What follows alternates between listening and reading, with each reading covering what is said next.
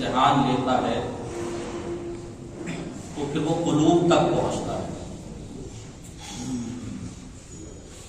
اس آزمائش اور امتحان کے لیے جو عربی میں کلمات استعمال ہوئے ہیں وہ 4 کلمات ہیں جو امتحان اور آزمائش کے لیے استعمال ہوتے ہیں. ایک ہے اختبار،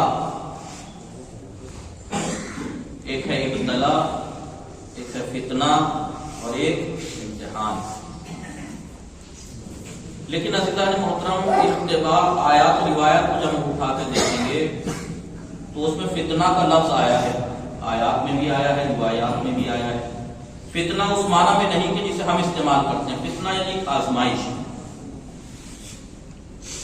اور ابتلا کا بھی ورڈ استعمال ہوا ہے اور امتحان کا بھی، لیکن اختبار کا لفظ آیات اور روایات میں استعمال نہیں ہوا، اس لیے کہ اختبار آتا ہے خبر سے، اور اختبار اس جگہ لیا جاتا ہے جہاں پتہ نہ ہو، پھر پتہ لگایا جائے کہ اس کی کیا صلاحیت ہے. جو فزیکلی ٹیسٹ ہوتے ہیں ان کو اختبار کہا جاتا ہے عربی میں، کیونکہ انسان کو نہیں پتا اس کے اندر کیا چل رہا ہے. جب وہ آزمائش ٹیسٹ دیتا ہے تو اب اس کو پتا ہے کہ میرے خون میں بلڈ میں کتنا ہیموگلوبین ہے، کتنی شوگر ہے، کتنا کولیسٹرول ہے، اس کے بعد اسے پتا لگتا ہے. اس معنی میں اختبار خدا کے ہاں ہی صحیح نہیں ہے، کیونکہ خدا تو ہر چیز کو خبیر ہے، ہر چیز کو جانتا ہے. بچتے ہیں 3 کلمات جن کو آیات و روایات نے استعمال کیا ہے. اس میں ایک لفظ ہے فتنہ. بسم اللہ الرحمن الرحیم. ایحسبوا ان یترکوا ان قالوا ان آمنوا ولا یفتنوا. کیا وہ یہ گمان کرتے ہیں کہ ان کو ایسے چھوڑ دیا جائے گا کہ ہم ایمان لے آئے، وہ کہیں اور ہم انہیں مان لیں اور ان کا کوئی امتحان نہ لیا جائے گا؟ اس کا مطلب دنیا کا کوئی انسان ایسا نہیں ہے جس کا امتحان نہ ہو. یہ خداوند عالم کی سنت مستمرہ ہے، لگاتار چلی آ رہی ہے، ہر ایک کا امتحان ہونا. لیکن ان الفاظ میں فرق کیا ہے؟ جب فتنہ کا وقت آتا ہے تو فتنہ میں جب امتحان آزمائش ہوتی ہے اس میں انسان ڈائریکٹلی انوالو نہیں ہوتا ہے، بلکہ اس سے متعلق چیز ہے. انما الاموال والاولاد فتنہ. بے شک مال اور اولاد آزمائش. پروردگار اولاد دے کر بھی امتحان لیتا ہے، اولاد دے کر بھی امتحان لیتا ہے. پروردگار مال بڑھا کے بھی امتحان لیتا ہے، مال گھٹا کے بھی. اب یہاں پر امتحان میں کامیاب وہی ہوگا کہ جو خدا کی ہر بات پہ صبر کر جائے. اور اگر وہ بے چین ہو جائے مال کے گھٹنے پر تو پھر انسان نہ حلال دیکھتا ہے نہ حرام دیکھتا ہے، یہاں پر وہ فیل ہو جاتا ہے. اب اگر یہاں سے پاس ہو جائے، اب نمبر آتا ہے ابتلا کا، اور یہ استعمال انبیاء کے لیے بھی استعمال ہوا ہے. یہ ابتلا وَإِذِ ابْتَلَىٰ إِبْرَاهِيمَ رَبُّهُ، اس میں انسان ڈائریکٹلی انوالو ہوتا ہے. ایک مثال سے واضح کروں گا. ایک پلاسٹک کو جب آگ کے پاس لے جایا جاتا ہے تو وہ قریب آتے ہی اپنی شکل کھو دیتی ہے. یہ ہے فتنہ. یہ ہے فتنہ. جب انسان کو فتنے میں مبتلا کیا جاتا ہے آزمائش میں، تو جو لوگ پہلے ہی فیل ہو جاتے ہیں، آگے نہیں بڑھ پاتے، یہ الگ ہوئے. اب اس کے بعد نمبر آتا ہے ڈائریکٹ انوالو ہونے کا. لکڑی کو آگ میں ڈالیے، آگ میں تو چلی جائے گی لیکن اپنی حقیقت کو کھو دے گی. یہ ہے ابتلا. اب اس کے بعد اگر اس آگ کو جھیلنے کے بعد بھی اگر سلامت نکل جائے تو یہ ہے امتحان. لکڑی کو آگ میں ڈال کر آگ میں آئی، پہنچ گئی، لیکن جل کے اپنی حقیقت کو کھو دیا. لیکن جب سونا آ کر تپتا ہے تو اپنی نقلی پن کو ہٹا کر صاف ستھرا ہو کے سامنے آ جاتا ہے. اسی کا نام ہے امتحان. اور یہ امتحان پروردگار خالی انسان کی مادی چیزوں سے متعلق نہیں ہے، یہ قلوب تک پہنچتا ہے. ہے. قلوب سے مطلب یہ قلب نہیں ہے. یہ آزمائش کے امتحان قلوب تک پہنچتا ہے، اور یہ صرف دنیا سے مخصوص نہیں ہے کہ دنیا میں آنے کے بعد، بلکہ دنیا سے پہلے بھی ہے. یہ ورڈ میں استعمال کروں گا. زیارت اگر ہم پڑھیں شہزادی کونین صلوات اللہ علیہ کی،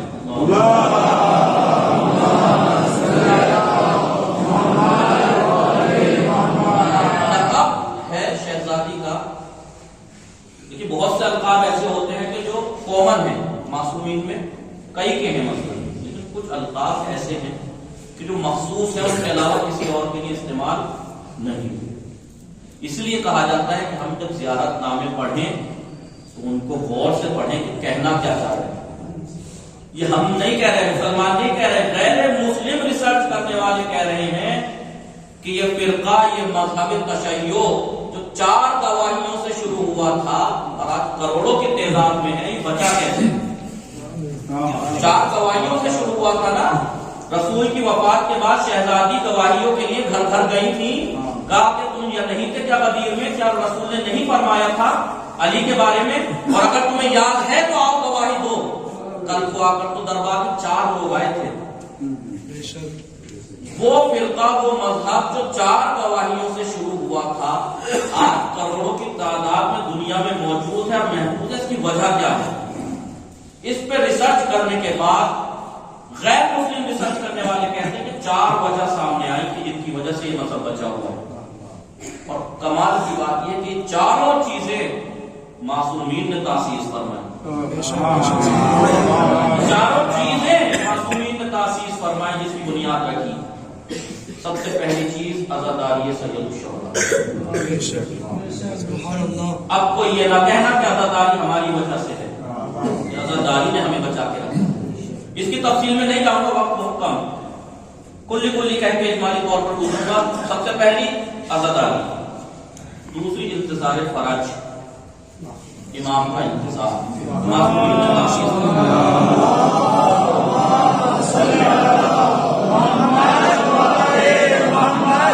تفصیلی بحث ہے، اس میں نہیں جاؤں گا کہ انتظار اگر ہم کر رہے ہیں تو غیبت ہو سکتا ہے مجبوری ہو، غیبت ہو سکتا ہے لامحال مجبوری ہو، لیکن کیا غیبت کا لمبا ہونا بھی مجبوری ہے؟ وہ ہمارے ہم انتظار کر کیسے رہے ہیں اس کو ہمیں سمجھنا. یہ باقی تفصیلی بات الگ ہے، اس میں نہیں جاؤں گا. دوسری چیز انتظار فرض. تیسری چیز اجتہاد، جس نے اہل تشیع اور عالم تشیع کو محفوظ رکھا. علماء کے وجود نے اس مذہب کو باقی رکھا ہے. اور اس علماء کی تاسیس کس نے رکھی؟ علماء کی اہل بیت نے. ایک ایک فرد کے ہاں چلے جائیے، 6 امام 5 امام میں خاص کر کے آپ توجہ کریں گے کہ ایک ایک کو اپنے اپنے سبجیکٹ میں ماہر بنایا. مفصل جاؤ تم کلام میں گفتگو کرنا، تم جاؤ تفسیر میں گفتگو کرنا، تم جاؤ توحید پہ گفتگو کرنا، ایک ایک کر کے. اور یہاں تک ہے کہ معصومین واسطے کہا کرتے تھے کہ تم جا کے مسجد میں فتویٰ دو تو ہمیں اچھا لگے گا. تم جاؤ اور جا کے مسجد میں فتویٰ دو تو ہمیں اچھا لگے گا، کیونکہ تم جو کہو گے وہ ہماری بات ہوگی. علماء نے باقی رکھا. چوتھی چیز ہے زیارت نامہ. عزیزوں، ہم پڑھتے ہیں کہ فلاں کی زیارت میں اتنا ثواب ہے، یہاں تک کہ اتنا ثواب ہے کہ قرض لے کے بھی جاؤ تو جاؤ. کس لیے رکھا گیا؟ تاکہ جب ہم جائیں یا زیارت نامہ پڑھیں تو پڑھیں کہ اہل بیت نے کہا کیا ہے اس میں. اہل بیت کو معلوم تھا کہ ہمارے القاب چرائے جائیں گے، انہیں معلوم تھا کہ لقب چرا کے ایسے لوگوں کو صدیق کہا جائے گا کہ جس نے شہزادی کو تکذیب کی ہو. لہذا اہل بیت نے اس کا انتظام پہلے کر دیا تھا زیارت ناموں کے ذریعے سے. تو اس میں القاب خصوصی بیان کیے اور جو اس میں معارف ہمیں دی ہیں. ایک ہی زیارت کے بارے میں اگر الگ الگ کتابوں میں جا کے ہم پڑھیں گے، بعض جگہ یہ ثواب ہے، بعض جگہ اس سے زیادہ ثواب ہے. کیا مطلب ہے؟ زیارت ایک ہے، ثواب کم زیادہ کیوں؟ یہ اسی معرفت کی وجہ سے ہے کہ کون کتنی معرفت سے اس زیارت کو پڑھ رہا ہے. یہ بات مقدمہ اس سے ادھر سے نکل گیا تھا. لفظ امتحان. شہزادی کی زیارت میں ایک لفظ آیا ہے السلام علیکی یا ممتحنۃ امتحنک اللہ الذی خلقک قبل ان یخلقک ووجدک لمن امتحنک صابرا. سلام ہو اس شہزادی پر جس کا اللہ نے جس نے اسے خلق کیا، اس نے اس کا امتحان لیا۔ ممتحن کہتے ہیں امتحان لینے والا، اور ممتحن جس کا امتحان لیا جائے۔ ممتحنہ ہوگا عورت کے لیے، ممتحنتن ابتداء آ جاتی ہے۔ ممتحنتن شہزادی کا ایک لقب ہے ممتحنہ۔ کبھی ہم نے غور کیا ہے کہ ممتحنہ تو کہا، آگے جو کلمات ہیں بڑے تعجب کہ اللہ نے جس نے تجھے خلق کیا ہے، بی بی جس نے خلق کیا، اس اللہ نے تیرا امتحان لیا۔ کب؟ قبل ان یخلقک، اس سے پہلے کہ دنیا میں تجھے خلق کرتا، اس سے پہلے امتحان لیا۔ اور خالی دنیا میں آنے سے پہلے امتحان ہی نہیں لیا، وہ وجدہ کے لما امتحانہ کے صابرہ، اور جب امتحان لیا تو تمہیں صابرہ پایا۔ جب امتحان لے لیا تو صابرہ پایا، کامیاب پایا۔ تو جب یہ بات رسول کے سامنے آئی کہ یا رسول اللہ، شہزادی اس کا مطلب پہلے نور کی تو تفسیر میں سب نے کہا کہ یہاں پر قبل خلقت سے مراد دنیاوی خلقت سے پہلے نور کے دنیا میں نور تھی جب شہزادی۔ تو لوگوں نے پوچھا یا رسول اللہ اس کا مطلب شہزادی انسان نہیں ہے؟ تو رسول نے انکار نہیں کیا، کہا انسیہ ہیں لیکن ایک صفت زیادہ ہے، حوراء انسیہ۔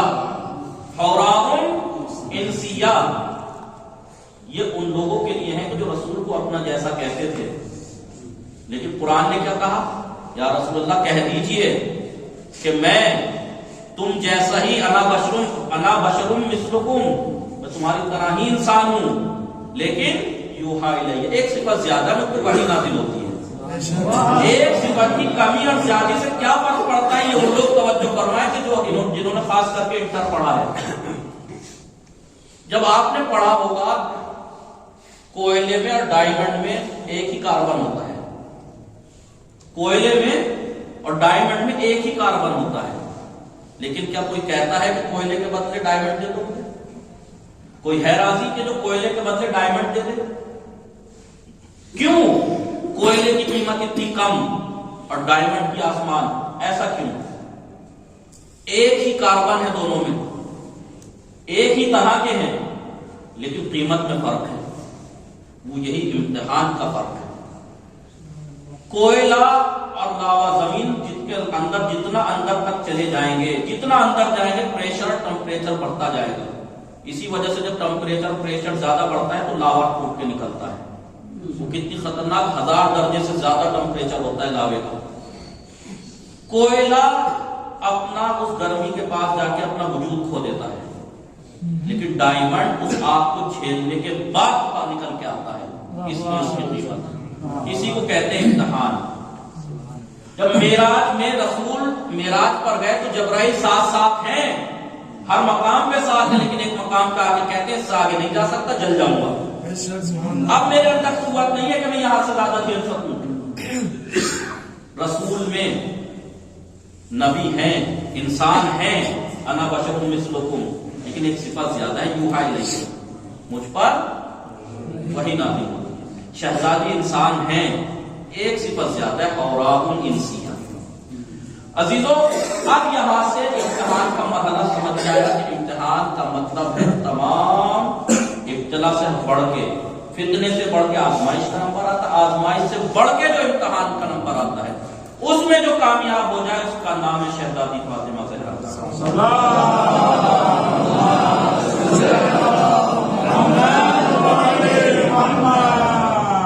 کیا ارشاد ہوتا ہے آیت میں؟ وہ لوگ کہ جو اپنی آوازوں کو رسول کی آواز پر دبا کے رکھتے ہیں، کون دبا کے رکھتے ہیں؟ وہی ہے جن کو اللہ نے امتحان لے لیا، یعنی جو کامیاب ہو چکے ہیں وہ ان کا اطاعت کا مرحلہ یہ ہے کہ اپنی آواز کو بھی رسول کے اوپر نہیں کرتے۔ تو کیا پھر ہم اس مرحلے تک پہنچ سکتے ہیں؟ تو خدا رسول نے، اہل بیت نے ہمیں یہ طریقے بتائے ہیں، اور انسان کامیابی کے راستے جتنے چاہے باہر جا کے تلاش کر لے، جتنا یہ سمجھ لے کہ میں فلاں جگہ جب کامیاب ہو جاؤں گا، چاہے وہ دنیاوی ترقی ہو چاہے اخروی ترقی ہو، اس کے سارے راستے گھر سے ہو کے گزرتے ہیں۔ خداوند عالم نے اس کی پریکٹس اطاعت کی کیسے کرائی؟ دیکھیے اطاعت کیسے کہتے ہیں، اسلام کا بدترین دشمن اور مولا کا سب سے چاہنے والا بالکل تھوڑا سا فرق ہے قتل کرنے میں. قتل کر دیتے تو آج عالم تشیع اور دنیا بھر میں ہوتا کہ بھائی دشمن کو، سخت ترین دشمن کو مار دیا، کوئی برا نہ کہتا، بعد میں امام سے معافی مانگ لیتے، القاب تو مل جاتے لیکن مالک اشتر نہ بن پاتے. مولا نے کہا کہ آ جاؤ مالک اشتر، ایک مرحلہ صرف تھوڑا سا وقت تھا. یہ سے کہتے ہیں اطاعت، کہ مجھے کیا ملنا ہے وہ اپنا فکر چھوڑا، امام کیا چاہتے ہیں اس کا نام ہے اطاعت. اور امام ہم سے کیا چاہتے ہیں؟ بعض ٹائم ہم سے کوئی کہے، امام ہمارے سامنے آ کر کہ یہ کرو تو ہم کریں گے، لیکن اس وقت آزمائش کا نمبر آتا ہے کہ جب وہ بات ہمارے مخالف ہو، ہم کتنی اطاعت کرتے ہیں، ہم کتنی اطاعت کرتے ہیں، کتنا مانتے ہیں. ہم تھوڑے سے وقت میں ہم ہوتے تو کہتے ہیں کہ ہم تو دشمن کا، اسلام کا سخت ترین دشمن ہے، مار دو، بعد میں مولا سے معافی مانگ لیں گے. ہم اپنے نفس کو اپنے اوپر غالب آنے نہیں دیتے، ہمارا نفس ہمارے اوپر غالب آتا ہے. لیکن یہ مالک اشتر ہے، اور اس کا راستہ، اس تربیت کا راستہ کہاں سے جاتا ہے؟ گھر سے ہو کر. پروردگار نے کیا کہا؟ اگر تمہارے ماں باپ تمہارے سامنے بوڑھے ہو جائیں، ایک یا دونوں، کتنے بوڑھے ہو جائیں؟ اتنے کے وقت تمہارے اوپر ڈیپینڈ کرنے لگے، تو جب تک ماں باپ چلتے پھرتے ہیں، کما رہے ہیں، تب تک تو انسان کو اچھے رکھتے ہیں. لیکن اطاعت کا مرحلہ جہاں آتا ہے کہ جب وہ اس پر ڈیپینڈ کرنے لگے، پھر خداوند عالم کہہ رہا خبردار چہرے پہ شکن نہ آ جائے. اب یہ ماں باپ بزرگ ہو چکے ہیں، یہ باتیں بات بات پہ تم پہ اعتراض کریں گے، بولیں گے، لیکن تمہارے چہرے پہ شکن نہ آنی چاہیے. اسے کہتے ہیں اطاعت.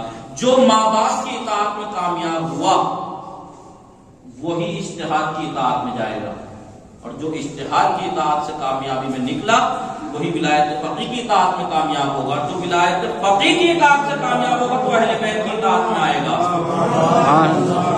جو اہل بیت کی اطاعت سے گزرے گا تب اطاعت رسول کا وہ نمبر آتا ہے. 5 مرحلے طے کرنے کے بعد آتا ہے اطاعت رسول کا نمبر. ہم کتنی اطاعتوں میں کامیاب ہوتے ہیں یہ ہم پہ ڈیپینڈ کرتا ہے.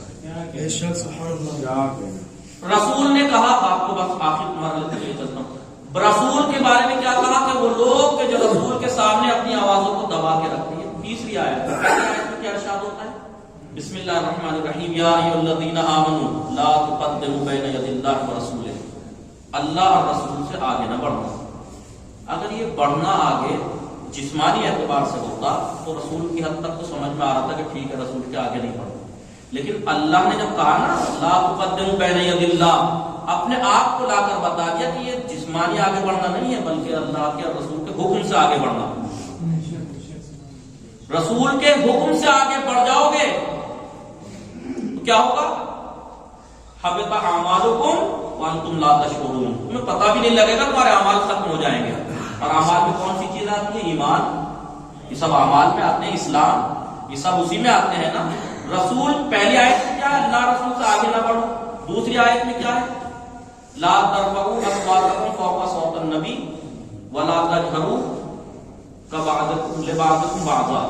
اور نہ ہی تم اتنے بلند آواز میں آوازیں دو جیسے تم آپس میں ایک دوسرے کو آوازیں دیتے ہو. ایسے بولتے ہیں ہم آپس میں. رسول کے سامنے یہ نہ کرنا ورنہ تمہارے اعمال حبط ہو جائے گا، تمہیں پتہ بھی نہیں لگے گا. اب تاریخ اٹھائیے رسول کی زندگی کے آخری کا، خاص کر کے آخری 1-2 ہفتہ. رسول نے ایک لشکر تیار کیا زید بن اسامہ کی سرپرستی میں. 18-19 سال کے لڑکے کہاں بھیجنا چاہ رہے؟ روم کو فتح کرنے. رسول نے کہا، رسول لوگ بیماری کے عالم میں ہیں، اس کے باوجود لوگوں کے ہاتھ پکڑ کے لشکر لے جا رہے ہیں. مدینے سے باہر رخصت کرنے آ رہے ہیں اور کہہ رہے ہیں کہ خبردار واپس مت آ جانا، کوئی میرے بارے میں کچھ بھی کہے تب بھی واپس نہ آ جانا. رسول کا حکم ہے. رسول نے حکم دیا اور خالی حکم ہی نہیں دیا، یہاں تک کہا لعن اللہ من تخلف عن جیش زید بن اسامہ. لعنت ہو اللہ کی اس پر کہ جو اس لشکر سے مخالفت کرے اور اس کے ساتھ نہ جائے. کس نے مخالفت کی؟ ہم نہیں کہہ رہے، جائیے قرآن کے بعد جس کتاب کو لوگوں نے درجہ دیا اس میں جا کے دیکھیے، بخاری میں لکھا ہے کس نے مخالفت کی ہے، اور خالی مخالفت ہی نہیں کی ہے، عالم یہ تھا کہ جب دیکھا کہ لوگ کس نے رسول نہیں گئے، لوگ نہیں گئے، کیا وجہ تھی؟ رسول تو روم کو فتح کرنے کے لیے بھیج رہے ہیں، روم میں تو یہودی رہتے ہیں، یہودی رہتے ہیں نا، اور اسلام کا سخت ترین اور سب سے سخت دشمن کون ہے؟ یہود اور مشرکین کو کہا ہے قرآن نے، یہود اور مشرکین کو۔ تو اس وقت کی دو سپر پاور تھی، روم اور ایران، دونوں غیر مسلم۔ رسول نے پہلے روم کو فتح کرنے کے لیے کیوں بھیجا؟ اس لیے، اور یہودی پھر یہاں عرب میں کیا کر رہے تھے یہودی؟ کیونکہ وہ اپنی کتابوں میں پڑھ چکے تھے، اپنے بارے میں سن چکے تھے کہ آخری نبی جو آئے گا وہاں سے آئے گا، اس لیے وہاں سے اٹھ کے یہاں آ گئے تھے کہ شاید ہم میں سے ہی آئے گا۔ وہ یہ سمجھ رہے تھے کہ ہم جب تک وہاں جائیں گے نہیں تو ہم میں سے آئے گا کیسے، اس لیے یہاں بس گئے تھے۔ اب ایسی کیا وجہ تھی کہ کچھ لوگ جانے سے رک رہے تھے ان کو پتہ کرنے سے؟ شجرے تو نہیں مل رہے تھے، شجرے تو نہیں مل رہے تھے، اور پھر مان لیا رسول نے نہیں گئے، باہر ہے مدینے سے لشکر، رسول کی تب یہ حالت اور بگڑی، بخاری میں لکھا ہے اور بہت سی ہماری کتابوں میں لکھا ہے۔ اس حالت میں کن دو عورتوں نے ان کو زہر دیا کہ جو حالت اور خراب ہو گئی۔ اس کے بعد رسول نے جب کہہ دیا تھا کہ کوئی واپس نہ آئے تو پھر یہاں ایسے کون افراد تھے جنہوں نے یہ خبر پہنچوائی کہ رسول کی حالت بگڑ گئی ہے؟ اٹھا کے دیکھیں اس دو ہفتوں کو آخر کے۔ اب جو یہ کام کر رہے ہیں تو کیا انہوں نے رسول کے حکم کی مخالفت کی یا نہیں؟ لوگ کہتے ہیں ہم صحابیوں کو برا کہتے ہیں، صحابی کہتے کسے ہیں؟ جو رسول کے سامنے ایمان لایا ہو، اسلام لایا ہو، وہی تو صحابی ہے جو رسول کے سامنے اسلام لایا اور رسول سے ملا ہو، دیکھا ہو۔ اور یہ آیت کیا کہہ رہی ہے کہ جس نے رسول سے اوپر بولے، کتنا اوپر بولے؟ خود جناب عائشہ سے نقل ہے کہ جب آخری وقت تھا لوگ جمع ہو کے اتنی بدتمیزیاں کر رہے تھے، نازیبہ کلمات تک کہے۔ کس نے کہے؟ جا کے دیکھیں، بخاری میں ہے۔ یہاں تک کہا نعوذ باللہ کہ یہ ان کا دماغ کام نہیں کر رہا ہے۔ لوگوں نے اس کے بعد جب رسول نے دیکھا کہ لاؤ، تم نہیں گئے تو لاؤ میں کچھ لکھ دوں، قلم اور کاغذ لا دو۔ کاغذ اور قلم منگایا، کس نے انکار کیا؟ جا کے بخاری دیکھیں، نہیں لائے۔ اس کے بعد کہا کہ چلو میں تمہیں زبانی بتاتا ہوں، میں تمہارے درمیان دو گرام قدر چیزیں چھوڑے جا رہا ہوں۔ لوگوں نے ایک کا نام تو سنا، دوسری کا نہیں سنا، روایت ہے بخاری میں۔ کیونکہ عائشہ وہاں سب سے نزدیک تھی، رسول کا سر ان کی گود میں تھا، تو عائشہ، جناب عائشہ سے لوگوں نے پوچھا کہ دوسری چیز کیا تھی جس کا نام لیا ہم سن نہیں سکے؟ کہا کہ سن میں بھی نہ سکی، اتنا شور شرابہ تھا۔ آیت کیا کہہ رہی ہے؟ لا ترفعوا اصواتکم فوق صوت النبی۔ نہیں تو کیا ہوگا؟ تمام اعمال سب، ایمان ختم، اسلام ختم۔ جس کا اسلام ثابت نہ ہو اس کی صحابیت کیسے ثابت ہو جائے گی؟ رسول نے بھیجنا چاہا لیکن وہ نہیں گئے۔ لوگوں نے اس کا نتیجہ جانتے کیا نکلا؟ دیکھیں علماء کا سیرت دیکھیے کہاں سے کانٹیکٹ ہوتا ہے۔ رسول نے اس زمانے میں ایران کو پہلے فتح کرنے نہیں بھیجا، روم کو فتح کرنے کے لیے بھیجا تھا۔ کیوں؟ رسول جانتے تھے کہ بڑا شیطان قبضے میں آ جائے تو باقی سب قبضے میں آ جائیں۔ اسی لیے امام خمینی نے امریکہ کو شیطان اکبر کہا تھا۔ کیوں؟ کیونکہ یہ قبضے میں آ گیا تو باقی سب تو چھوٹے موٹے ہیں۔ اب اس کا نتیجہ دیکھیں کیا نکلا۔ جو لوگ پڑھتے ہیں، اسٹڈی کرتے ہیں، وہ سنیں۔ روم کو انہوں نے نہیں گیا لشکر، رسول کی وفات کے بعد قبضائی گئی حکومت، لیکن اسلام کے نام سے قبضائی تھی نا، تو کیا فرض بنتا تھا کہ سب سے پہلی فتح کے لیے ہمیں روم جانا چاہیے، لیکن بھیجا کہاں لشکر؟ ایران۔ کہاں بھیجا؟ ایران۔ نتیجہ کیا نکلا؟ روم لوگوں کی پریشر کے بعد میں لشکر بھیجا تو، لیکن وہ کامیابی نہ ملی لیکن اتنی آہستہ آہستہ وہ بھی چلی گئی۔ اس کا نتیجہ جانتے کیا نکلا؟ آپ اسٹڈی کریے گا، امریکہ کو روم نے بنایا۔ امریکہ جو آج وجود میں آیا ہے وہ روم کی دین ہے۔ رسول کب سوچ رہے تھے اور خمینی صاحب نے کب کہا تھا شیطان اکبر؟ یہ علماء اور معصومین نے ہمارے بقا کا انتظار کیا ہے۔ شہزادی ممتحنہ ہے، تمام اب یہ بتائیے رسول کے آواز کو بلند کرنے والا، رسول کی مخالفت کرنے والا کافر ہے یا نہیں؟ اور یہ آیت منسوخ نہیں ہوئی ہے رسول کے بعد، یہ باقی ہے۔ اس کا مطلب جو رسول سے متعلق ہے ان سے آگے بڑھنا اعمال کے حق ہونے کا سبب ہے۔ اب چاہے وہ رسول کی بیٹی ہو، چاہے رسول کے بھائی علی ہو، جو سوتے نہیں تھے تو رسول کی طرح سوتے تھے۔ شہزادی کے بارے میں جب آپ نے اتنے نصیحتیں کی، مخالفت کی یا نہیں؟ اب بتائیے کہ ہم شہزادی کے دشمنوں پہ لعنت کریں تو برا کیوں لگ رہا ہے؟ کہیں شجر یہودیت سے تو نہیں مل رہے؟ شہزادی کے اوپر مصائب کا اس طریقے سے دیکھیے، قرآن کیا کہہ رہا ہے کہ اسلام پر، مسلمین پر سخت ترین جو سختیاں دشمنی ہوگی وہ یہود و مشرکین کی طرف سے ہوگی۔ شہزادی پر کس کی طرف سے دشمنی ہوئی؟ اور لوگ آ کے کہیں کہ مسلمان تھے، کیسے مان لیں وہ مسلمان؟ لوگ انہیں مسلمان ثابت کرنے کی کوشش کرتے ہیں، جیسے آج کے زمانے میں لوگ انہیں اپنے عوام کو بہکایا کیسے؟ امریکہ اور ایران دکھانے کے لیے لڑتے ہیں، اندر ٹیبل کو ہاتھ ملا ہوا ہے، لیکن دشمن کبھی نہ کبھی غلطیاں کرتا رہتا ہے۔ جناب قاسم سلیمانی کو قتل کرا کے ان کے منصوبوں پر پانی پھیر دیا ان لوگوں نے، خود ہی نے غلطی کر دی، ثابت کر دیا۔ ایسے ہی کربلا کے میدان میں انہوں نے اسلام کے خلاف سخت ترین دشمنی نکال کے ثابت کر دیا کہ ان کے شجرے کہیں اور سے ملتے ہیں۔ اب ہمیں دیکھنا یہ ہے کہ کربلا اور قاسم سلیمانی، ان کی شہادت کے بعد خوشیاں کہاں منائی جا رہی ہیں؟ اور اگر اسلام کے لباس میں رہ کے لوگ خوشیاں منا رہے ہیں تو شجرے تلاش لیجیے گا، وہیں جا کے ملیں گے۔ شہزادی ممتحنہ ہے، اور امتحان دنیا میں نہیں، قبل ان یخلق کے، اس سے پہلے کہ تمہیں خلق فرماتے شہزادی، اس سے پہلے تمہارا امتحان لیا اللہ نے، اور خالی امتحان ہی نہیں لیا، وہ وجدہ کے لممتحنہ کے صابرہ، جب امتحان لیا تو آپ کو صابرہ پایا۔ اسی لیے رسول ہر جگہ ہر مقام پر خالی زبانی سے نہیں، پریکٹیکلی طور پہ بھی شہزادی کی منزلت بتاتے تھے۔ مدینے سے جاتے تھے تو سب سے لاسٹ میں اس گھر پہ آتے تھے، اور جب مدینے سے آتے تھے تو سب سے پہلے اس گھر پہ آتے تھے۔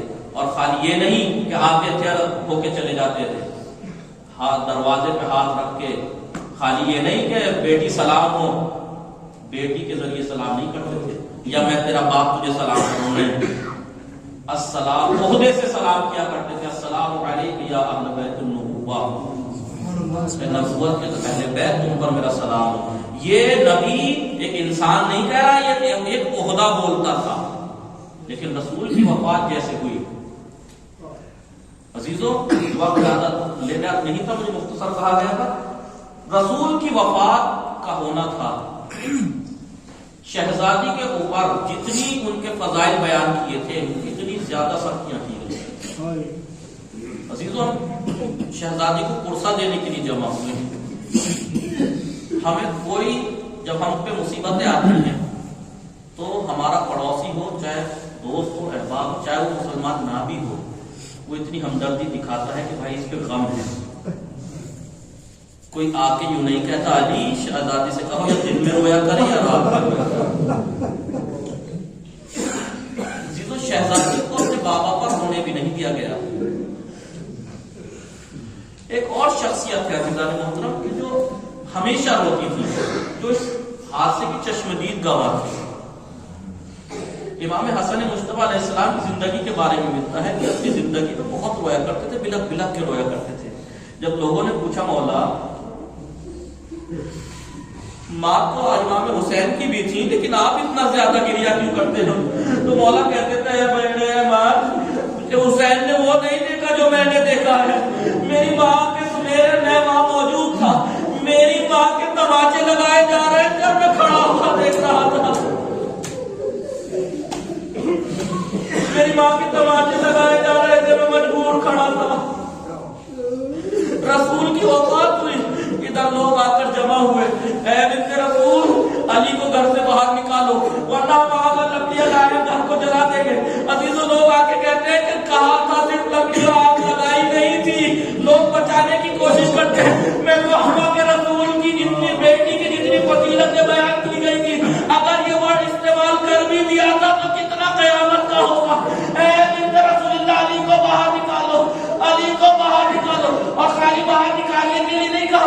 فاطمہ بنت رسول اللہ نے کہا ہے لوگوں کیا تم اس گھر میں بھی آگ لگا دو گے جس میں میرے حسن حسین رہتے؟ کہا ہم آگ لگا دیں گے۔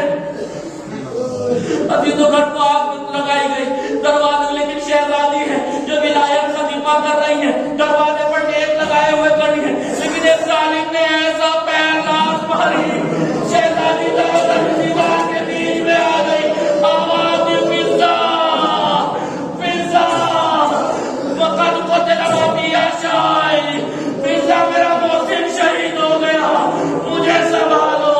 شہزادی عزیز اس کے باوجود بھی شہزادی دفاع کرتی جاتی ہے، اس کے بعد بھی شہزادی دفاع کرتی جاتی ہے، لیکن ایک ظالم نے ایسا تلوار کا دستہ مارا، شہزادی صبر نہ سکی، بے ہوش ہو کر گر گئی، علی کے گلے میں رسی کو ڈالا، کھینچ کر لے گئے، لیکن شہزادی کو جب ہوش آ گیا، ابھی تو جب چوٹ لگتی ہے تو اپنے درد کی طرف توجہ جاتی ہے، لیکن آئے میری مظلومہ اپنا درد بھول گئی، چادر کو سنبھالا، خلو ابوالحسن کو چھوڑ دو نہیں تو باہر بکھرا دوں گی۔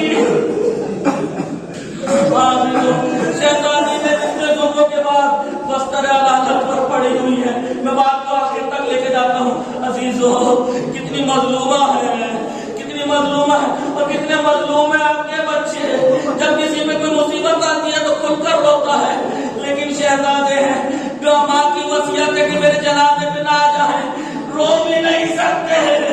آدھی رات کا وقت تھا، مولا نے کہا کہ جاؤ سلمان کے پاس جاؤ، دو ننھے ننھے بچے دروازے پہ کر دے۔ جناب سلمان کہتے ہیں آدھی رات کا وقت گزر چکا تھا، میرے دروازے پر ڈب الباب ہوا، میں نے دیکھا ننھے ننھے شہزادے مختلف پڑ گئے سلمان